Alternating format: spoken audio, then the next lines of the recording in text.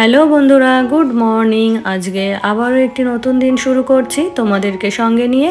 আশা করছি তোমরা সকলে খুব ভালো আছো আর আমরাও বেশ ভালো আছি। তো দেখো, রোজকার সকাল তো আমার রান্নাবান্না দিয়েই শুরু হয়, তো আজকে একটু অন্যরকমভাবে শুরু হচ্ছে। আর আজকে বারটা ছিল সোমবার, তো চলো সবটাই তোমাদের সাথে শেয়ার করব। তো দেখো, এই যে ঘুম থেকে উঠে আগে একটু ফ্রেশ হয়ে নিয়েছি, তো এখন চলে যাব ঠাকুর ঘরে, তারপরে আর কি রান্নাবান্নার দিকে যাব। আর আজকে তো সোমবার, তো আজকে ছিল 1 এপ্রিল। তো 1 এপ্রিলে হাজব্যান্ডের ব্রাঞ্চে কোনো সেরকম কাজকর্ম হয় না, তো ওরা সকলেই যাবে আর কি, আর অ্যাটেন্ডেন্স দিয়ে চলে আসবে। তো সেই জন্য হাজব্যান্ডও তাড়াতাড়ি বাড়ি ফিরে আসবে, তো তাই বললো সকালে শুধু ব্রেকফাস্টটা দিতে। আর যেহেতু লাঞ্চটা ক্যারি করবে না, তাই কিন্তু সকালে রান্নাবান্নারাও তো তাড়া নেই, তো ওকে হালকা পাতলা কিছু একটা রান্না করে দেব। তো সেই জন্য আর কি অতটা সময় নিয়ে রান্নাঘরে যেতে হবে না। তো সেই জন্যই দেখো, আগে ঠাকুর ঘরে গিয়ে ঠাকুর ঘরের কাজটা সেরে নিলাম। আর এখন ওই যে কিছু বাসি ফুল ছিল, সেগুলো ফেলে দিয়েই আর কি পুজোর জন্য ফুলটাও এখন তুলে রাখবো। আর কি বলো তো, সকাল সকাল যদি ঠাকুর ঘরের এই কাজগুলো গুছিয়ে রাখা যায়, তাহলে সংসারের সমস্ত কাজ সেরে স্নান করে এসে ঠাকুর ঘরের পুজোটা দেওয়াটা অতটা চাপ মনে হয় না। তো দেখো, এই যে বাইরে চলে এলাম, আর বাইরে আমাদের এখানে কিছু ফুল গাছ রয়েছে, তো এগুলো মাটিতে হওয়াতে খুব বেশি মেনটেন করতে হয় না। তো তারপরে দেখো, ঠাকুর ঘরের কাজ কমপ্লিট করে এখানে হাজব্যান্ডের জন্য একটু ম্যাগি তৈরি করে নেব। তো ম্যাগিটা করার জন্য আমি এখানে ব্যবহার করছি আগারোর ইলেকট্রিক ক্যাটেল উইথ স্টিমার। তো এটাতে কিন্তু ফ্রাইং ছাড়া সমস্ত রকম খাবার খুব সহজেই রান্না করে নেওয়া যায়। তো চলো ম্যাগিটা আগে শুরু করি। তো আমরা এমনি নর্মাল পাত্রে ম্যাগিটা যেভাবে করি, ফার্স্টে পরিমাপ অনুযায়ী জলটা দিয়ে দিই, আর তারপরে ম্যাগিটা দিয়ে মশলাটা দিয়ে এটাকে কুক হতে রেখে দিই ওই 2 থেকে 3 মিনিটের জন্য। আর এটার লিঙ্ক আমার ডেসক্রিপশানে দেওয়া থাকবে, তোমরা চাইলে ওখান থেকে দেখে নিতে পারো। তো আমার কাছে যেহেতু এই ক্যাটেলটা রয়েছে, তাই কিন্তু খুব সহজেই উপরে আমি ম্যাগিটা তৈরি করে নিতে পারছি। তো এখনই রান্নাঘরে যাচ্ছি না, কারণ এখন রান্নাঘরে গেলে এত সকালে রান্নাবান্না করলেও কেউ কিন্তু খাবে না। তো সেই জন্য আজকে একটু ধীরে সুস্থে রান্নাটা শুরু করব। তো এদিকে দেখো, ম্যাগিটা রেডি হয়ে গেছে, আর এখন এটা হাজব্যান্ডকে দিয়ে দেব। তারপরে আর কি নিচে গিয়ে তো আছেই চা করতে হবে। তো আজকে একদম স্টেপ বাই স্টেপ সমস্ত কাজই শুরু করতে পারবো। তো অন্যান্য দিন যেহেতু আমার রান্নাবান্না দিয়েই ব্লগটা শুরু করি, তো আজকে দেখো সকালে যেরকমটা নিয়ম হয় আর কি, ঠিক সেইভাবেই আমি দিনটা শুরু করলাম। তো দেখো, এখানে এসে একটু জল খেয়ে নিলাম, তারপরে যে নিউজ পেপারটা দিয়ে গেল এটাও একটু পড়ে নেব। তো চলো, পেপারটা পড়া হয়ে গেল, এবারে বাবা মায়ের জন্য একটু চা করে নিই। তো এই যে বাবা মা যেহেতু চিনি ছাড়া চা খায়, তো শুধু একটুখানি আদা গ্রেট করে দেব। আর বাবা মার হচ্ছে গ্রিন টি খান, তো সেটাই এখানে করে নিচ্ছি। আর এখন জানো তো গরম পড়ে গেছে, তো সেই জন্য সকালবেলা চাটা আমি স্কিপ করে যাচ্ছি। শুধুমাত্র সকালবেলা বললে ভুল হবে, বিকালে যে চাটা খেতাম মানে সন্ধ্যাবেলা, সেটাও কিন্তু এখন আমি আর খাই না। তো দেখো, এই যে চাটা রেডি হয়ে গেল। তো এখন চলো, বাইরে মাছ রাখা হচ্ছিল, তো তোমাদেরকেও একটু দেখিয়ে নিই। তো এই দেখো, এই মাছটা রাখা হলো, এখান থেকে ওই যে লেজের অংশটুকু বাদ দিয়ে বাকি অংশটুকু আর কি মাথা দিয়ে মাছটা নেওয়া হলো। তো এটাই আজকে রান্নাবান্না করব ভাবছি। আর একটু বেশি করে মাছ রাখি কেন, তোমরা তো জানোই, সকাল সকাল উঠে আমাকে এই যে মাছের ঝোল ভাত রান্না করতে হয়। তো তারপর এদিকে সবজিও চলে এসেছিলো। তো আমাদের দেখেছো ভীষণ সুবিধা, বাড়ির উপরে এই যে মাছ চলে আসে, সবজি আসে, এমনকি ফলমূলও চলে আসে। তো সেই জন্য প্রত্যেক দিন বাজারে না গেলেও খুব একটা অসুবিধা হয় না। তো এখানে দেখো, সবজিগুলোকে আমি আলাদা আলাদা করে গুছিয়ে রাখছি। আর সত্যি বলতে কি বলতো, এই সবজিগুলো আমাদের যেরকম জরুরি, যেমন প্রত্যেক দিনই সবজি আমাদের প্রয়োজন হয়, আর এইগুলোর দামও কিন্তু পুরো আগুনের মতো। তো সেই জন্যই আর কি খুব যত্ন করে এগুলোকে তুলে রাখবো, যাতে করে অনেক দিন ধরে এগুলো ব্যবহার করতে পারি। তো তারপরে দেখো, এখানে বাস্কেটটাও ভালো করে ভরে নিচ্ছি। আর ওদিকে যে সবজিগুলো হচ্ছে ফ্রিজে রাখা যায় না, সেগুলো আর কি আলাদা করে রাখবো। তো এই যে সমস্ত কিছু গোছগাছ করা হয়ে গেল, তো চলো এখন রান্নাটা শুরু করি। তো ফার্স্টে এসে দেখো, এখন যেহেতু দেরি করে রান্না বসাচ্ছি, তো সকালের ভাতটা আর দুপুরের ভাতটা একসাথে করে নেব। তো সেই জন্য একটু বেশি করেই চাল নিয়ে নিলাম। তো চলো, আজকে কি কি রান্না হবে সেটাও তোমাদের সাথে শেয়ার করি। তো এখানে আজকে করব একটু শুক্তো ডাল, মানে মটর ডাল দিয়ে যে উচ্ছে দিয়ে যে ডালটা হয় ওটাই করব। তো ফার্স্টে চাল আর ডালটা দেখো ওখানে ভিজিয়ে রেখেছি, আর এখানে শুক্তো ডালের জন্য উচ্ছেটাও চাকচাক করে কেটে নিচ্ছি। তো এই ডালটা বললাম আমাদের বাড়িতে সবাই ভীষণ পছন্দ করে। তো আজকে যে রান্নাগুলো করব সবকটাই আমাদের বাড়ির সকলেই ভীষণ পছন্দ করে। তো এদিকে ডালের জন্য দেখো মশলা তৈরি করে নিচ্ছি। তো একটু আদা দিলাম একটুখানি জিরে, রাঁধুনি আর গোটা ধনে।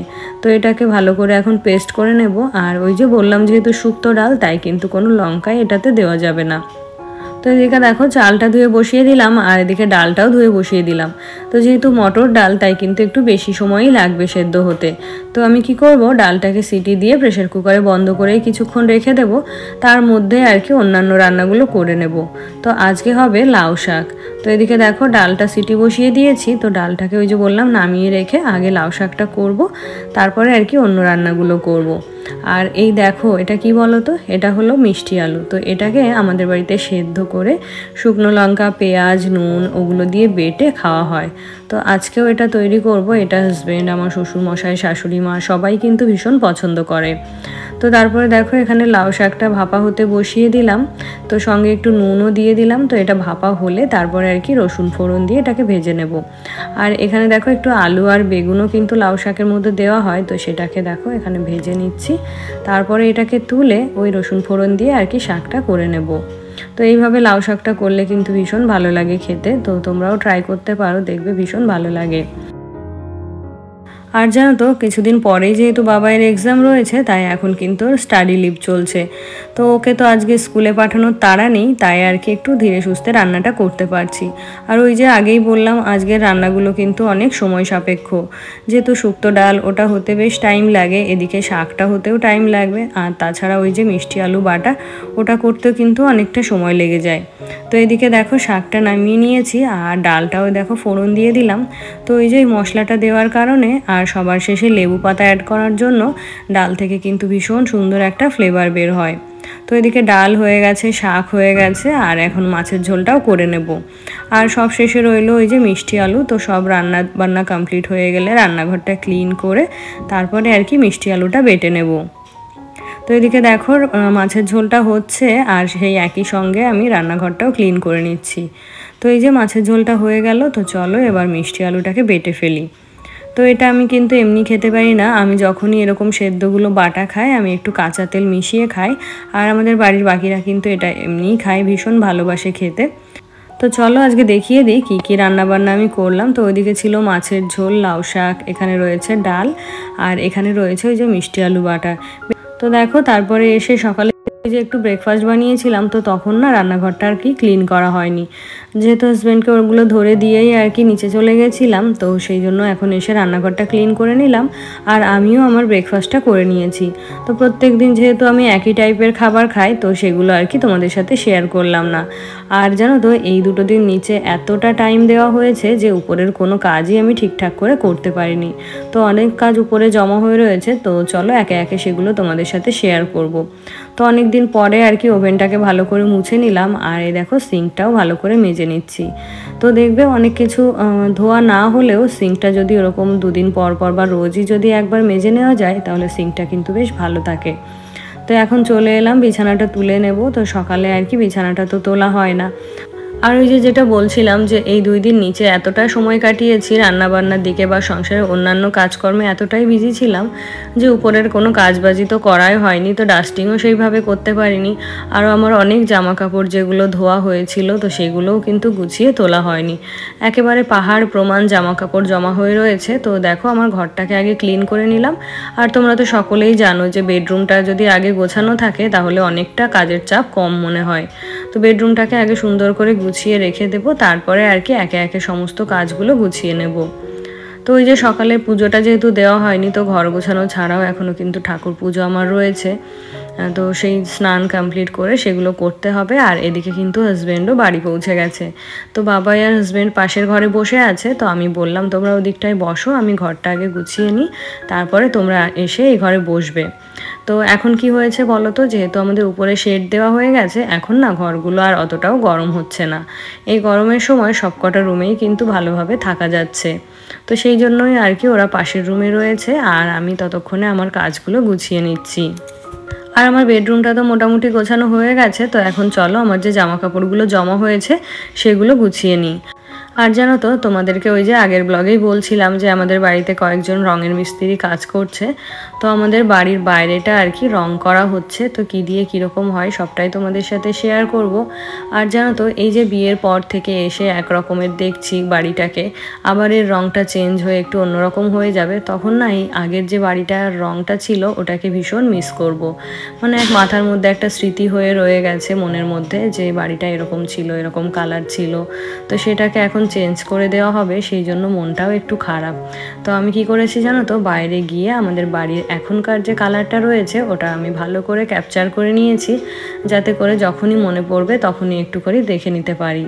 আর কি বলতো, এই বাড়িতে যেহেতু এতদিন ধরে থাকছি, সংসার করছি, তো এই বাড়ির উপর আমার আলাদা একটা মায়া তৈরি হয়ে গেছে। প্রত্যেকেরই বোধহয় তাই হয়। তো দেখো এদিকে জানলাগুলো খুলতেই দেখি জানলার উপর নোংরা, কারণ ওই যে বাইরের দেওয়ালগুলো ধোয়া হয়েছে, তো সেই দেওয়াল ধোয়া জলগুলো সমস্ত কিছু আর কি জানলার উপর পড়েছে, সেই সঙ্গে কাদা মাটি তো রয়েইছে।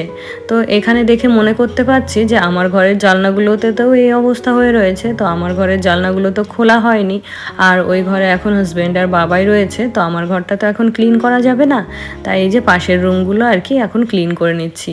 তো এই কাজটা তো আমার আগে থেকে জানা ছিল না যে এই কাজটা আমাকে আজকে করতে হবে, তো এই নিয়ে না স্নান করতে গিয়ে অনেক দেরি হয়ে গেছিলো।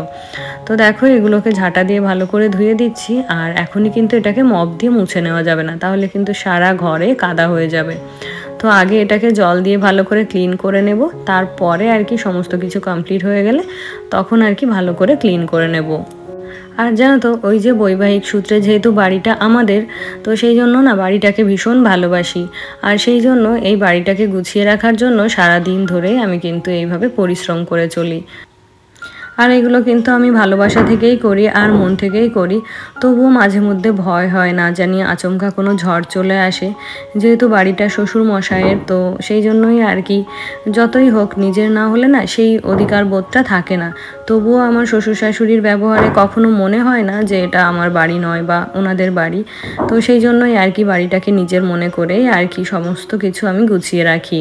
আর জানো তো না চাইতেই কিন্তু আমরা অনেক কিছু পেয়ে গেছি। এই যে আমার হাজব্যান্ড এত বড় হয়েছে, এত ভালো একটা চাকরি করছে, তবুও জানো তো এখনও বাবার মানে অনুগত হয়ে থাকে, বা ওকে আমাদের এই সংসারের পিছনে কোনো রকম কোনো কন্ট্রিবিউশন করতে হয় না, সবটাই আর কি আমার শ্বশুরমশাই দেখে নেয়। এমনকি আমরা যদি নিজের পছন্দ মতো শখ করেও কোনো কিছু সংসারের জন্য নিয়ে আসি, তবুও কিন্তু আমার শ্বশুরমশাই সেটা বারণ করে দেয়, বলে আমি তো আছি, আমি নিয়ে আসবো, তোমরা আবার আনতে গেলে কেন। তো এইরকমই আর কি ভালোভাবে দিনগুলো কাটছে। তো ভগবানের কাছে একটাই প্রার্থনা করি যে সারা জীবন যেন এইভাবে সবাইকে নিয়ে খুব ভালোভাবে দিনগুলো কাটাতে পারি। তো এদিকে দেখো তোমাদের সাথে অনেক মনের কথা শেয়ার করে ফেললাম। তো এদিকে আমার কাজকর্ম কিন্তু অনেকটাই গোছানো হয়ে গেছে। তো এই যে বললাম যে উপরের কাজগুলো এই দুদিন একটুও করতে পারিনি, তো এখন দেখো টেবিলটাও ভালো করে ক্লিন করে নিচ্ছি। আর জানো তো অনেক দিন থেকেই ভাবছি আমার এই টেবিল ম্যাটগুলো চেঞ্জ করব, তো একবার দোকানে গিয়ে খুঁজছিলাম, তো সেখানে আমার পছন্দ মতো পাওয়া যায়নি। তো দোকানে অর্ডার দিয়ে এসেছি সেই কবে, তো তারপরে আর সেই দোকানে যাওয়াও হয়নি আর সেগুলো আনাও হয়নি। তো তারপরে দেখো কিছু জলের বোতলও খালি হয়েছিল, তো এখন জলগুলোও ভরে নিলাম। আর ওই যে যেটা বলছিলাম যে এতদিন নিচে সময় দিয়ে আর কি উপরের কোনো কাজই গুছিয়ে উঠতে পারিনি, তো যেহেতু অভ্যেস ছিল না সেই জন্য দুটো দিকে সমানভাবে ব্যালেন্স করতে পারিনি। তো আবার ওই যে দুটো দিন কিন্তু অভ্যেস করে নিয়েছিলাম, তো আবার যেহেতু এই যে অভ্যেসটা ভাঙা হলো, মা চলে এসছে এখন, তো আবারও কিন্তু সেই আগের রুটিনে ফিরে এলাম। তো এদিকে দেখো জলের বোতলগুলো গুছিয়ে রেখে দিচ্ছি, তো এখন ওই যে স্নানটা হয়নি, আর এদিকে কিন্তু হাজব্যান্ড বাবাই সবাই কিন্তু খাওয়া দাওয়া করতে চলে গেছে। তো ওই যে জানলাটা পরিষ্কার করতে গিয়ে আর কি একটু দেরি করে ফেললাম। তো এখন আমি যাব স্নানে, তো স্নানটা সেরে ঠাকুর পুজো করে তারপরে যাব খাওয়া দাওয়া করতে। তো দেখো আজকে কিন্তু কাজকর্ম কমপ্লিট করতে করতে তোমাদের কোনো কমেন্টই কিন্তু ডিটেলে পড়তে পারলাম না। তো চলো তোমরা যারা আমার গত ভিডিওতে কমেন্ট করেছো তোমাদের নামগুলো নিয়ে ফেলি। তো ফার্স্টেই কমেন্ট করেছিল ঝর্ণা এজেন্সি থেকে দিদিভাই, আমাদের গল্প কথা থেকে সুস্মিতা বোন, আরও কমেন্ট করেছিল জয়শ্রী বিশ্বাস দিদিভাই। এছাড়াও আমার গত ভিডিওতে আরও কমেন্ট করেছিল সুদীপা বিশ্বাস দিদিভাই, তারপরে কমেন্ট করেছিল সুস্মিতা দিদিভাই। তো দিদিভাই লিখেছিল গোলা রুটিটা তো ধোসার মতোই হবে, তাওয়াটা লো টু মিডিয়াম হিট রাখতে হবে আর একটা ডাবুর সাহায্যে চারিদিকে ছড়িয়ে দিতে হবে। তো দিদিভাই অবশ্যই আমি পরের বার এইভাবে ট্রাই করব, আর তোমাকে অনেক ধন্যবাদ আমাকে এত সুন্দর একটা টিপস বলে দেওয়ার জন্য। তবে এই পর্যন্তই, দেখা হচ্ছে নেক্সট ব্লগে। সবাই তোমরা ভালো থেকো, টাটা।